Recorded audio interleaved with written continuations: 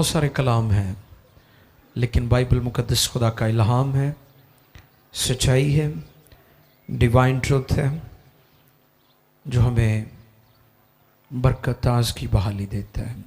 नए साल का आगाज़ फतह की बुनियाद से। यीशु में आप सबकी सलामती हो। मेरा नाम है सुनील शाहिद। मैं यूट्यूब पे अपनी वीडियो अपलोड करता हूँ। खुदा का खादम पास्टर एम नाज उनकी वीडियो अपलोड करता हूँ। आप उसको शेयर करें, सब्सक्राइब करें, लाइक करें और बेल आइकन जरूर दबाएं। 11वें बाब की 8वीं से 12वीं आयत तक हम तिलावत करेंगे, लेकिन जो मरकज़ी आयत है वो 12वीं आयत है। इस्तिस्ना की किताब 11वां बाब 8 से 12 तक हम इन आयात को तिलावत करेंगे। जी, इसलिए इन सब हुक्मों को जो आज मैं तुझको देता हूँ तुम मानना ताकि तुम मजबूत होकर उस मुल्क में जिस पर कब्जा करने के लिए तुम पार जा रहे हो पहुंच जाओ और उस पर कब्जा भी कर लो और उस मुल्क में तुम्हारी उम्र दराज हो जिसमें दूध और शहद बहता है और जिसे तुम्हारे बाप दादा और उनकी औलाद को देने की कसम खुदावन ने उनसे खाई थी। क्योंकि जिस मुल्क पर तू कब्जा करने को जा रहा है वो मुल्क मिस्र की मानद नहीं है जहाँ से तुम निकल आए हो। वहाँ तो तू बीज बोकर उसे सब्जी के बाग की तरह पाँव से नालियां बनाकर सेंचता था। लेकिन जिस मुल्क पर कब्जा करने के लिए तुम पार जाने को वो पहाड़ों और वादियों का मुल्क है। और बारिश के पानी से सैराब हुआ करता है। उस मुल्क पर खुदावंद तेरे खुदा की, ये मरकजी आयत है, उस मुल्क पर खुदावंद तेरे खुदा की तवज्जो रहती है और साल के शुरू से साल के आखिर तक खुदावंद तेरे खुदा की आंखें उस पर लगी रहती है। मुकद्दस कलाम के पढ़े, सुने, समझे और कबूल किए जाने पर खुदावंद की बरकत। सब कहें आमीन। मौजू क्या है? नए साल का आगाज फतह की बुनियाद से, यानी आपने फतह की बुनियाद रखनी है। मैं देख रहा था मिडल ईस्ट के अंदर, यूरोप के अंदर, अमेरिका के अंदर, पाकिस्तान के अंदर, अफ्रीका में, हिंदुस्तान में, दुनिया भर के ममालिक छुरलियां पटाखे चला के नए साल का आगाज कर रहे सी। ते कई लोगों ने घंटे खज्जल होके 5 मिनट की आतिशबाजी वेखी, लेकिन मसीही चर्चेस में दुआ कर रहे थे। असी नवे साल का आगाज भी दुआ ना करते हैं, लोगों को समझने की लोड़ है। मसीहत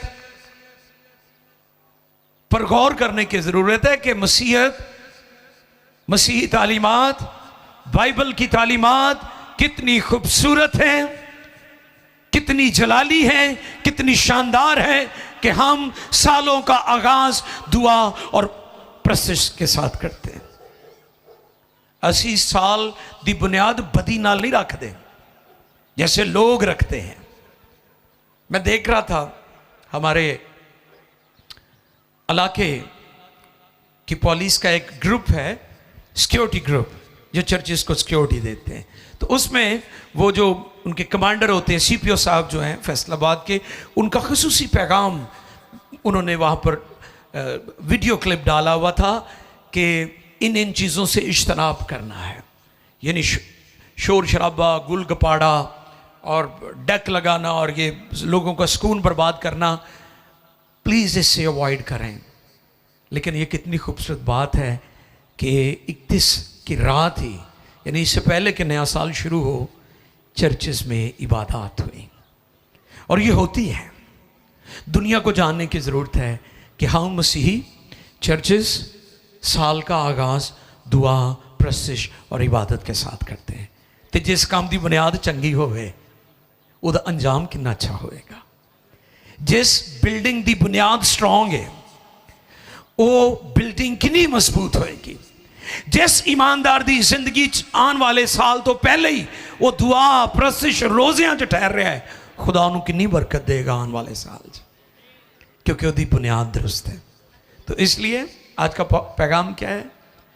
नए साल का आगाज फतह की बुनियाद, फतह के साथ, प्रस्तिश के साथ। पिछले दिनों एक पैगाम मैंने आपके दरमियान शेयर किया था कि क्रिसमस सीजन में नए साल के लिए फाउंडेशन देते हैं, हम तैयार होते हैं इस नए साल में जो आने वाला साल होता है।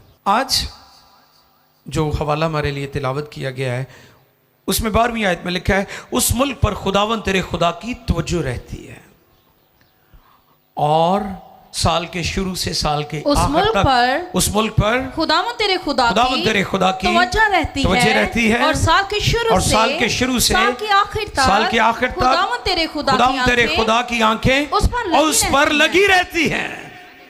जो अपने साल का आगाज दुआ प्रस्तिश से करता है, खुदा की नजर उस शख्स के ऊपर पूरा साल लगी रहती है। ये पैगाम है आपके लिए, आपके ऊपर खुदा की नजर रहेगी। खुदा आपके आने वाले अयाम और दिनों को बाबरकत बना देगा, क्योंकि आपने उसकी बुनियाद अच्छी रखी है, प्रस्तिश के साथ रखी है, दुआ के साथ रखी है, इबादत के साथ रखी है। इसलिए खुदा भी आपको देखता रहेगा, आप खुदा के हाथ के नीचे रहेंगे, आप खुदा के मकबूले नजर रहेंगे। अब गौरतलब बात, मुमासलत। बनी इस्राइल मिस्र से निकले और मुल्क कनान का सफर कर रहे थे। पुराने अहद की कलीसिया यानी बनी इस्राइल, खुदा की चुनी हुई कौम, खुदा के चुने हुए लोग, उनका सफर मुल्क मिस्र यानी गुलामी के घर से प्रॉमिस लैंड, वादे की सरजमीन मुल्क कनान था। चर्च आज मसीही नए अहद की कलीसिया भी सफर कर रही है, लेकिन हमारा सफर वो सफर नहीं है जो मुल्क मिस्र से निकलकर मुल्क कनान में जाना था। हमारा सफर जमीन से शुरू हुआ है, हमारी मंजिल आसमान है। ये ममासलत है और खुदा अपने नबी मूसा की मार्फत उनकी हदायत और रहनुमाई कर रहा है। खुदा उनको सिखाता रहा, खुदा ने कलाम दिया, खुदा ने अहकामात दिए, खुदा ने शरीयत दी ताकि ये डिसिप्लिन सीखें, ये डिसिप्लिन में रहे। शरीयत देने का मकसद भी यही था। हम क्यों उन चीजों से इज्तनाब करते हैं जो इंसानी सेहत के लिए बहुत खतरनाक है? क्योंकि शरीयत ने हमें सिखाया है। खुदा का यह पैगाम है कि हमने उन चीजों से इज्तनाब करना है जो हमारी सेहत के लिए दुरुस्त नहीं। आयत नंबर 10 में लिखा है, जिस मुल्क में तुम जा रहे हो वो मिस्र जैसा नहीं है बल्कि एक नई जगह है। क्योंकि जिस मुल्क पर तो कब्जा करने को जा रहा है वो मुल्क मिस्र की माने मिस्र की माने नहीं है। शुक्रिया जी। 2025 का साल जो साल शुरू हो चुका है वो 2024 जैसा साल नहीं है। सुन ले गौर से। अगर पिछले साल में आप तलखी में से गुजरे, बिटरनेस में से गुजरे, आप मुश्किलात में से गुजरे, रिजेक्शन का सामना था, नाकामियों का सामना था, फेलियर्स का सामना था, तो आज सुबह मैं आपको गुड न्यूज़ देता हूं, ये साल वैसा नहीं है। ये नया साल है, ये नई शुरुआत है, ये न्यू बिगिनिंग है। खुदा की बरकत आपकी जिंदगी में कसरत से नाज़िल होने को है। वो मुल्क मिस्र जैसा नहीं है बल्कि एक नई जगह है।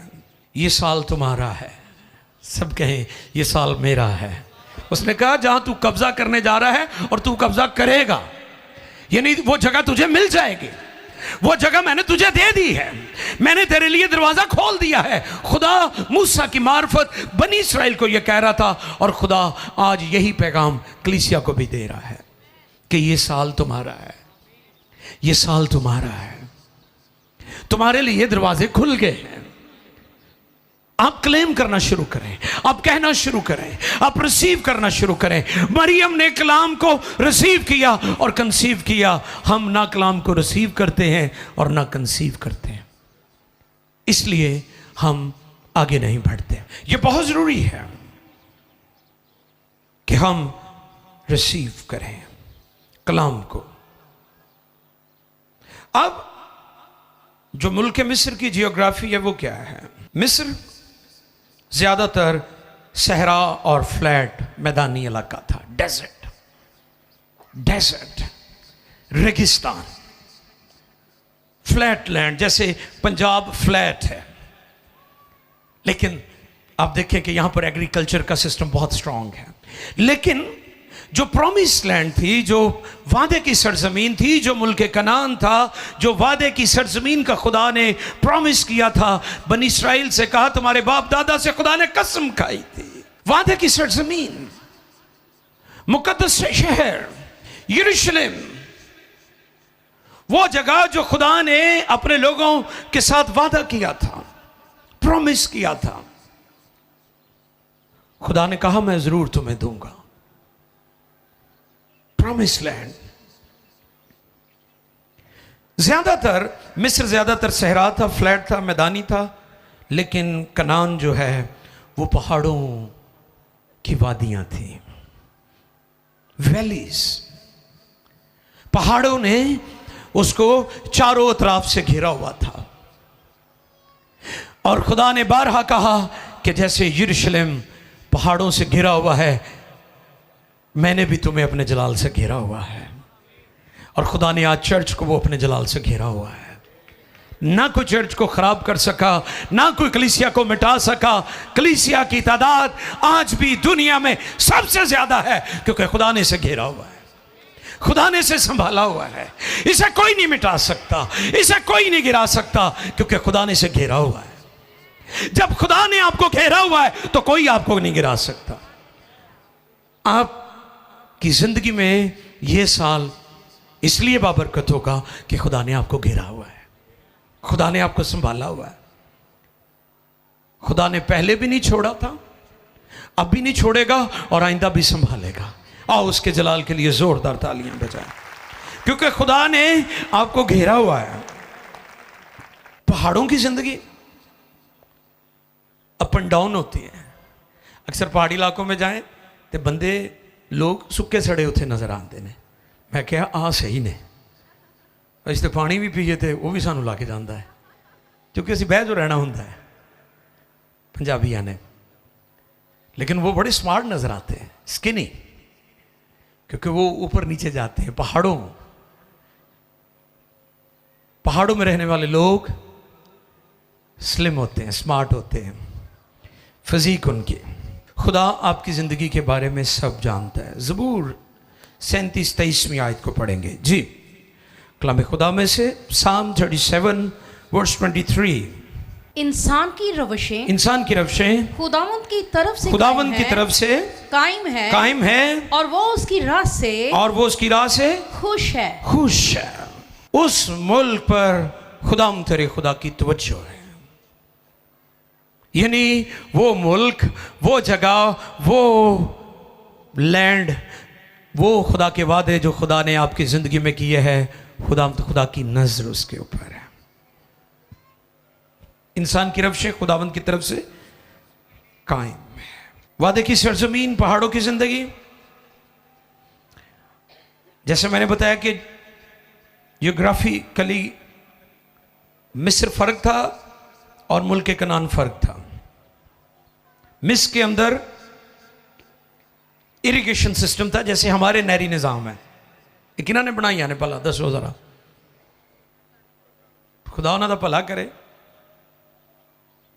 मैं रात को इसके बारे में देख रहा था, कैसे तरक्की हमारे खत्ते में आए, सब कॉन्टिनेंट, बर्रे सगीर पाको हिंद में। 1832 या 36 में जब ये पटरी बिछाई जा रही थी ट्रेनों की, तो लिखा है हमारे मुकामी लोगों ने इसकी मुखालफत की थी। तो आज उन्होंने दुआवां देंदे ने कि चंगा ही करके ने सानू पटरी बिछा के दे के चले गए हैं। तो मेरी दुआ है कि खुदा हमारी हुकूमतों को भी तौफीक दे कि इस पटरी को उखाड़े ना बल्कि इसको और बढ़ाएं। आमीन। नहरी निज़ाम, इरिगेशन सिस्टम जो है हमारी ज़राअत, हमारा एग्रीकल्चर उसके साथ जुड़ा हुआ है। मिस्र के अंदर भी ऐसे ही था। और आपको पता कि उसको जो सैराब करने वाला दरिया था वो कौन सा दरिया था? दरिया नील। ये दुनिया का दूसरा बड़ा दरिया था। और हैरानी की बात है कि जितने भी दरिया हैं मोस्टली इन द वर्ल्ड वो शमाल से जनूब की तरफ बहते हैं, लेकिन दरिया नील जो है वो शमाल की तरफ बहता था, जनूब से यानी दूसरी तरफ जाता था। और वो 11 मुल्कों को सैराब करता था और 2 दरियाओं का मेलाप था, दरिया नील। और मिस्र में बनी इस्राइल इसी दरिया से जो एग्रीकल्चर सिस्टम था, जो ज़राअत का दारोमदार था, वो इसी पर था। यानी उन्हें बहुत ज्यादा मेहनत और मुशक्कत करनी पड़ती थी। आपने आयत मुकद्दसा में सुना कि तुम क्या करते थे कि तुम वहां पर नालियां सींचते थे और रगारियां जड़ियां बनाई दियां ने। ਜਿਹੜੇ थोड़े देहाती लोग ने उन्होंने पता है कि भी वो जो पैली दे विच हल शल वाहीदा है तो नालियां बनाने पैंदियां ने, वो बना के फिर वो वट्टां भी उन्होंने कहते हैं।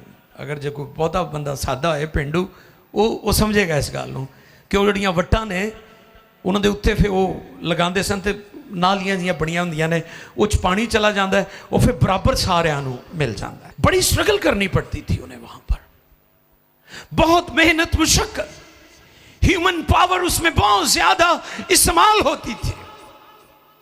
बड़ी स्ट्रगल करते थे बनी इस्राइल।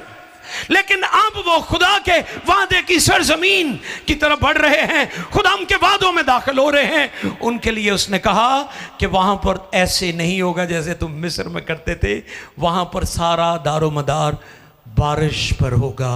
इससे मुराद खुदा पर। हालेलुया। यानी पिछले साल तुसी जिस्मानी मुशक्कत कर करके थक गए हो तो कामयाब नहीं होए, ते फल नहीं मिलिया, ते बरकत नहीं मिली, लेकिन इस साल दे विच खुदा दा कलाम तुहाडी जिंदगी च पूरा होएगा। खुदा तुहाडी मदद करेगा। जिहड़े काम मुश्किल नाल भी नहीं तुसी कर सके वो आसानी नाल हो जाएंगे। ये पैगाम है इस साल के लिए। राहें हमवार होंगी, दरवाजे खुलेंगे, बरकतें नाजिल होंगी। इसलिए अपनी सोच को चेंज करें, फतह के साथ, फतह की बुनियाद के साथ नए साल का आगाज करें। 14वीं आयत में लिखा है, 14वीं और 15वीं आयत, यानी खुदा पर टोटली भरोसा करना होगा। पढ़िए जी 14 और 15। तो मैं तुम्हारे मुल्क में, तो मैं तुम्हारे मुल्क में ऐन वक्त पर पहला और पिछला मींह बरसाऊंगा ताकि तू अपने गल्ला और मैं और तेल को जमा कर सके। और मैं तेरे चौपायों के लिए मैदान में घास पैदा करूंगा और तू खाएगा और शेर होगा। वाह। आप क्लेम करते हैं इस वादे को कि आप कभी भूखे नहीं सोएंगे, पहले भी नहीं सोने दिया, आइंदा भी नहीं सोने देगा, वो आपको आसूदा करेगा। आओ ऐसे खुदा के लिए जोरदार तालियां बजाएं। हमारा खुदा भला खुदा है। खुदा की सबसे जो ग्रेटेस्ट खूबी है, जो एट्रीब्यूट्स हैं खुदा के, एट्रीब्यूट में सबसे बड़ी जो खूबी है वो भला है। हमेशा भलाई करेगा, हमेशा आप पर तरस की निगाह करेगा। वो आपको कभी भूखा नहीं सोने देगा। ये आपका ईमान होना चाहिए, ये आप क्लेम कर सकते हैं। मैं तुम्हारे मुल्क में ऐन वक्त पर पहला और पिछला मींह बरसाऊंगा ताकि अपना गल्ला और मैं और तेल जमा करें। यानी आप खुदा के वादों से लुत्फ अंदोज होंगे। ये हवाई गल्ला नहीं कि जी खुदा करेगा, खुदा जरूर करेगा। खुदा जो कहता है वो करता है। खुदा कलाम के पीछे खड़ा रहता है। खुदा अपने कलाम को पूरा करने के लिए बेदार रहता है। मुल्क कनान में ओस और बारिश खुदा की बख्शिश थी। ओस उर्दू वर्ड है, तरेल पंजाबी च कहता है यार वो सुबह सुबह घाह ते तरेल पई हुंदी है ते नंगे पैरी फिरया करो ते, यानी सेहत भी है आपकी। ओस खुदा की बरकत है। ओस बारिश खुदा की बख्शिश है, खुदा की रहमत है, खुदा की मेहरबानी है। खुदा के तर्स को, खुदा की मेहरबानी को, खुदा की काइंडनेस को पेश करती है कि खुदा आप पर अपनी मेहरबानी करेगा। यहूदियां मेहरबानियां तो है ना जोड़ा सारा कुछ साढ़े कोल हैगा। दसो तुसी, मैं तो एवं दे कपड़े नहीं खरीद सकता, मैं तो इकरार करना कि खुदावंद तेरी रहमत है। मैं तो ये माइक नहीं खरीद सकता था, ये कैमरे, ये PMI टेलीविजन जो चल रहा है, खुदावंद ये तेरी रहमत है। आप, हम सब, जिस घर में आप रहते हैं, जिस गाड़ी में, मोटरसाइकिल पर, कार पर, जो कुछ भी आपके पास है, जरा इस पर गौर किया करें। आपको पता है थैंक्स गिविंग ना करने की एक बड़ी वजह क्या है? हम अपने से नीचे वालों को नहीं, अपने से ऊपर वालों को देखते हैं, इसलिए उसकी शुक्रगुजारी नहीं करते हैं। जब आप अपने से नीचे वालों को देखेंगे, ऑटोमेटिकली आपके दिल से शुक्रगुजारी निकलेगी। खुदा चाहता है कि हम शुक्रगुजारी करें, thanks giving, wait to the blessings. खुदा ये कह रहा है मूसा की मार्फत बनी इसराइल को कि जिस मुल्क में तुम दाखिल हो रहे हो उससे पहले अपने आप को तैयार कर लो। आज आपके लिए ये पैगाम है कि जिस साल में आप दाखिल हो चुके हैं उसके लिए अपने आप को तैयार कर लो। खुदा के वादे पूरे होंगे आपकी जिंदगी में।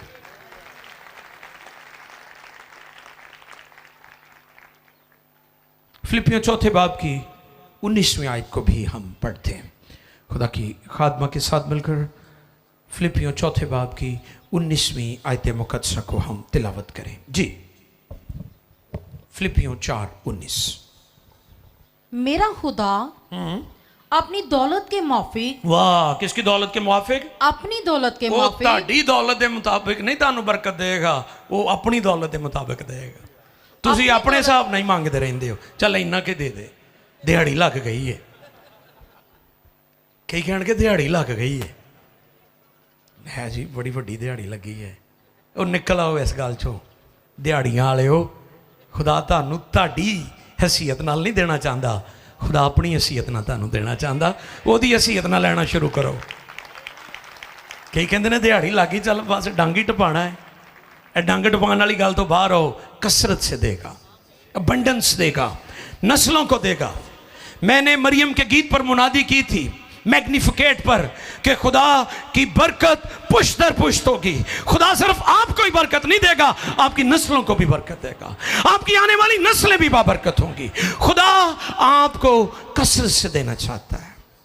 सुने, अपनी दौलत के, मेरा खुदा अपनी दौलत के मुआफिक जलाल से मसीह यीशु किसमें?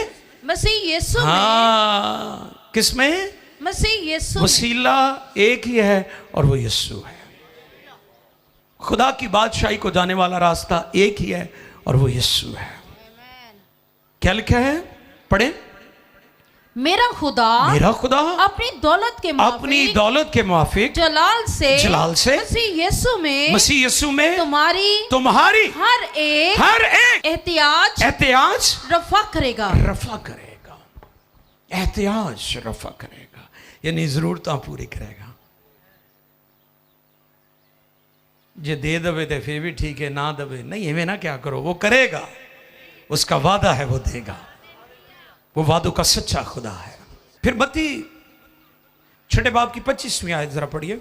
मत्ती रसूल की मार्फत लिखा गया इंजीली बयान, 6 बाब है, 25वीं आयत। इसलिए मैं तुम तुमसे कहता हूँ, मैं तुमसे कहता हूँ कि अपनी जान की फिक्र ना करो कि हम क्या खाएंगे, या क्या पहनेंगे, और क्या पिएंगे, और ना अपने बदन की कि क्या पहनेंगे, क्या जान खुराक से और बदन पोशाक से बढ़कर नहीं। हवा के परिंदों खुदा सिखा रहा था। ये यीशु मसीह की वो स्टेटमेंट है जो पूरी दुनिया कोट करती है, पूरी दुनिया इसको अंडरस्टैंड करती है कि यीशु मसीह के सुनहरी और गोल्डन ये वर्ड है। वो कह रहे हैं अपनी जान की फिक्र न करो, उसके वादों पर गौर करो, उसके कलाम पर गौर करो और फतह की बुनियाद के साथ इस साल में जिंदगी बसर करो। 12वीं आयत जो हमारी मरकजी आयत थी इस तस्नामे से लिखा है, खुदाम की आंखें उस मुल्क पर खुदावन तेरे खुदा की तवज्जो रहती है और साल के शुरू से साल के आखिर तक खुदावन तेरे खुदा की आंखें उस पर लगी रहती हैं। खुदा इस साल के जो 365 दिन हैं उसमें खुदा आपकी हर तरह से मदद करेगा। ये खुदा का वादा है, ये खुदा का कलाम है। वो आपको छोड़ेगा नहीं, लोग छोड़ सकते हैं, दुनिया छोड़ सकती है, बहन भाई रिश्तेदार आपको छोड़ सकते हैं, लेकिन खुदा आपको नहीं छोड़ेगा क्योंकि उसकी आंखें उस पर लगी रहती हैं। अय्यूब 23:10 भी पढ़ दीजिएगा। अय्यूब नबी की मार्फत खुदा का कलाम है और उसका 23वां बाब है। Job chapter 23 verse 10। अय्यूब 23वें बाब की 10वीं आयत मुक़द्दसा भी पढ़ दें और हम गौर करें कि खुदा किस कदर हमारी फिक्र करता है। लेकिन वो उस रास्ता को जिस पर मैं चलता हूँ जानता है, जब वो मुझे तालेगा तो मैं सोने की माने निकल आऊंगा उस राह को। लेकिन वो उस रास्ता को जिस पर मैं चलता हूँ जानता है। यानी इस साल दा एक दिन 24 घंटे, हर घंटा, हर पल, हर लम्हा खुदा की नजर आप पर होगी। लेकिन क्या करना है? आपने अपने आप को उसको सपोर्ट करना है, उसके कदमों में आना है, उसकी हुजूरी में झुकना है, अपना दिल लगाना है, तो फिर चीज़ें पहले जैसी नहीं होंगी। अब फाइनली मुल्क मिस्र उनका माजी था, मुल्क कनान उनका फ्यूचर है। पिछला साल आपका माजी है, ये साल आपके मुस्तकबिल का साल है, आपकी ब्लेसिंग्स का साल है। पहले आप समझते थे कि शायद मैं कुछ कर लांगा, मैं बड़ी शैव हाँ, मैनू इस तरह कामयाबी मिल जानी है, मैं एवें कर लांगा, एवें हो जाएगा। लेकिन मैं आपको कलाम खुदा में से ये पैगाम देता हूँ कि ये साल आपका साल है। खुदा ने कहा था कि तुम जिस मुल्क पर कब्ज़ा करने जा रहे हो और कब्ज़ा करोगे वो तुम्हें मिल जाएगा। इस साल खुदा आपको देगा, आप रिसीव करेंगे और आप कंसीव करेंगे। जो कलाम को रिसीव करेगा वो फिर कंसीव करेगा, वो आगे बढ़ेगा, वो अचीव भी करेगा, वो कामयाब भी होगा, वो सरफराज भी होगा। खुदा उसे पस्तियों से उठाएगा और बुलंदियों पर ले जाएगा। ये पैगाम है।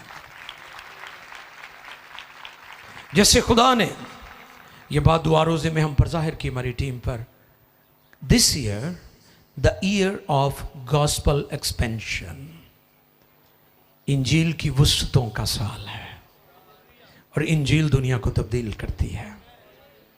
और खुदा मीडिया को इस काम के लिए इस्तेमाल कर रहा है, जहाँ हम नहीं जा सकते, जहाँ पर हम नहीं पहुँचते। लोग अपने कमरों में बैठकर, लोग अपनी प्राइवेट लाइफ में मोबाइल्स के ऊपर खुदा का कलाम सुन रहे हैं और ये कलाम कभी बेतासीर नहीं लौटता।